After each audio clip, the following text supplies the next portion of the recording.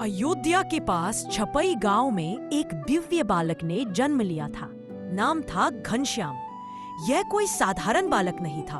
उसके आंखों में गंगा सी शांति, चेहरे पर चंद्रमा सी कांति और शरीर में स्वयं नारायण का तेज था। वह स्वयं भगवान स्वामी नारायण का बाल रूप था। जब घनश्याम केवल 1 वर्ष के हुए तो पूरा गांव उन्हें देखने आता। वे मुस्कुराते तो लोग मोहित हो जाते। गांव के बाहर एक पुराना वट वृक्ष बरगद का पेड़ था। किसी जमाने में वहां एक पापिनी स्त्री अपनी काली विद्या से लोगों को परेशान करती थी। मृत्यु के बाद वह चुड़ैल बन गई और बरगद में वास करने लगी। लोग कहते थे जो बच्चा उस पेड़ के पास गया वह बीमार हो जाता है। कोई उधर नहीं जाता, यहाँ तक कि पक्षी भी उस डाल पर नहीं बैठते थे। एक दिन सुबह सुबह घनश्याम अपनी माँ भक्ति माता की गोद में खेल रहे थे। तभी उन्होंने पेड़ की ओर इशारा किया, जैसे कुछ कहना चाहते हों। माँ ने सोचा कि बच्चा खेल रहा है, पर घनश्याम जिद करने लगे। वे पेड़ की ओर बढ़ना चाहते थे। भक्ति माता उन्हें गोद में लिए बरगद के पास गईं। जैसे ही वे पास पहुंची, अचानक ठंडी हवा चलने लगी।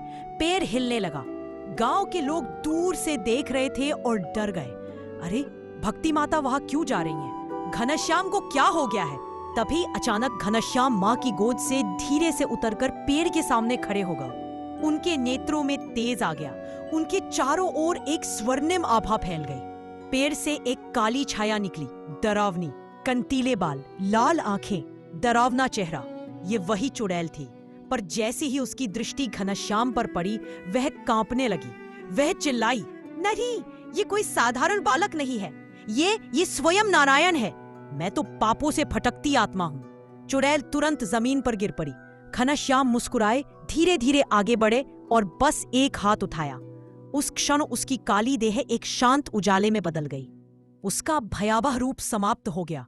वह आत्मा मुक्त हो गई, पर प्रकाश में विलीन हो गई और बोली, हे बाल स्वरूप नारायण, मैंने जन्मों तक लोगों को डराया, पीड़ा दी।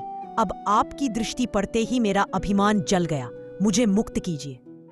गांव वाले दौड़े दौड़े आए और देखा अब वह पेड़ सामान्य हो चुका था।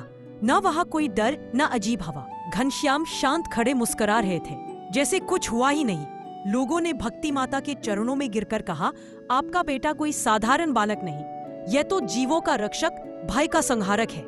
औक से कहानी की सीख, भगवान चाहे छोटे रूप में हो, उनकी शक्ति असीम होती है।